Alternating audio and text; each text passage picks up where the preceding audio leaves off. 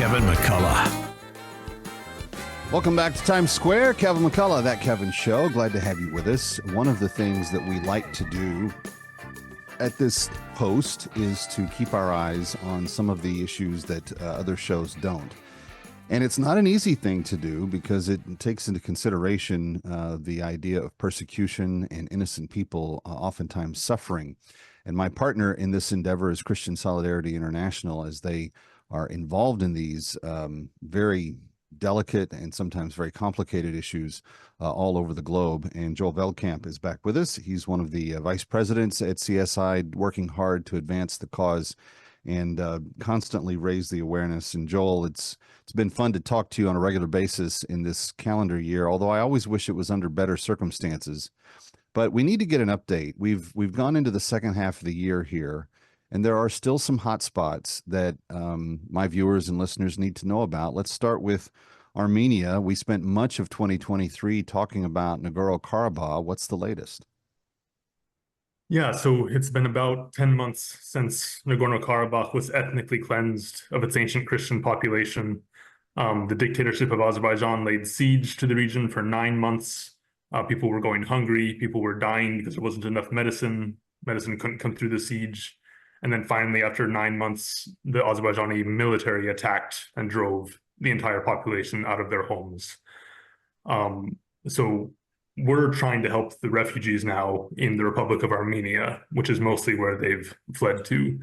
And one really particular problem that we're trying to address is that a lot of the young Armenian men who fled the ethnic cleansing were really terribly burned during the Exodus. Remember, this region was under siege for 9 months. There was very little fuel coming in. Most families didn't have fuel just for their cars.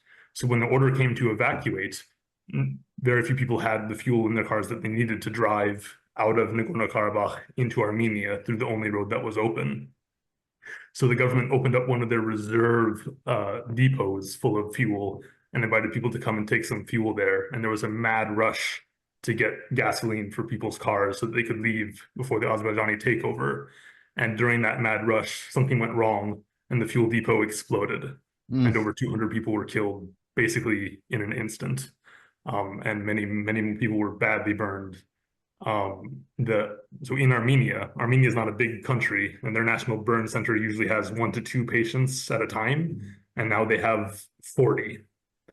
So what CSI is doing, the people who we used to work with in Nagorno-Karabakh, the people who used to run a rehabilitation center there, are now working at the burn center to help these victims recover. And they need daily therapy to recover the use of their fingers, recover the use of their arms. Sure. So that's, in a very dark situation, this is one thing that I'm particularly proud of, that CSI is able to help this way. Well, in the aftermath of Nagorno-Karabakh, what is the outcome? What has happened to that city in particular, and whose control is it under now, and what is the prospects for it? Because there's a lot of ancient kind of Christian sites and so forth within the city limits. It was one of the oldest Christian communities on the planet. What's to become of it? Yeah, the prospects are really grim. There are no Christians living in Nagorno-Karabakh anymore, literally zero. It's under the control of Azerbaijan. And we're starting to see some signs of the destruction that's happening there. International monitors are not allowed in. We can't go in, obviously, but there are some teams that monitor what's happening by satellite. And so they've documented now a handful of churches that have just been wiped off the map in Nagorno-Karabakh, and 3 villages where people used to live have just been completely bulldozed. Does the Azerbaijani government that's in control, do they have a bias towards a faith, or are they atheistic? Why do even the church buildings pose a threat to them? Yeah, officially it's an atheistic regime, or a secular regime, we can say. But Muslim identity is very tied into the Azerbaijani national identity. Okay. It's the one thing that kind of unites all the different ethnic groups that go into that country. And so, Armenia was the very first nation to convert to Christianity 1,700 years ago. So Armenia's claim is that we have been here for 1700 years, and Azerbaijan wants to deny that. They want to say, no, this was never your land, you were never here, and we're going to prove it by destroying all of your churches, by destroying all of It's not terribly unlike the debate that's going on in Israel between the Arabs that surround that area and the Israeli people as well. They don't want to acknowledge the non-Muslim factor of the history of the region.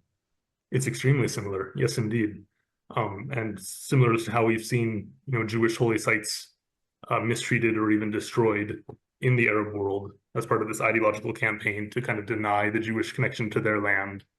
The same thing is happening to the Armenians in their homeland. How has mainland Armenia responded to the refugees? Do they consider these Armenians as their brothers, or is there some degree of prejudice against these folks coming in? For the most part, they've been well received. Armenians recognize that these are their brothers and sisters, their compatriots in a way. But the Armenian government itself is under a lot of pressure.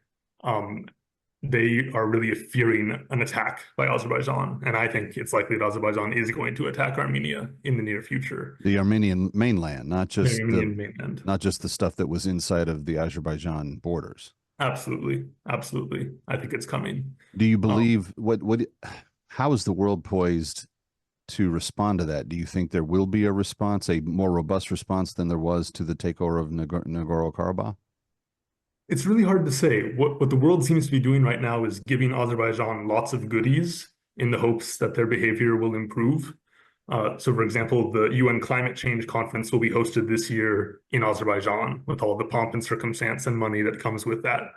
Azerbaijan is, of course, one of the world's leading fossil fuel producers, in addition to being a notorious dictatorship. This never works. Rewarding the bad people never works. They just get worse.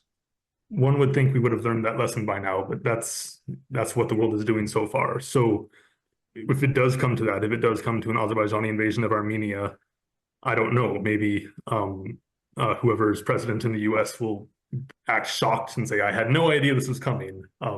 We had no idea Azerbaijan was this bad, and turn the tables, or maybe they'll continue to appease Azerbaijan. It's an open question for me. Yeah, I'm hopeful that if we have a change in the administration here, that there will be a more firm footing there. There seemed to be progress being made on some of this stuff before the Biden administration came in, and it seems like it all got wiped out very quickly.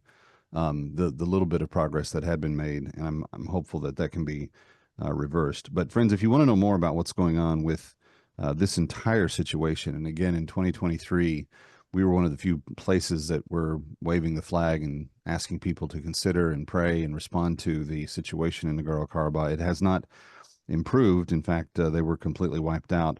But you can go to csi-usa.org and get more information. When we come back, there's stories all over the globe of what CSI is doing, and we're going to look at one in a place that is kind of tender to my own heart, South Sudan. Stay here.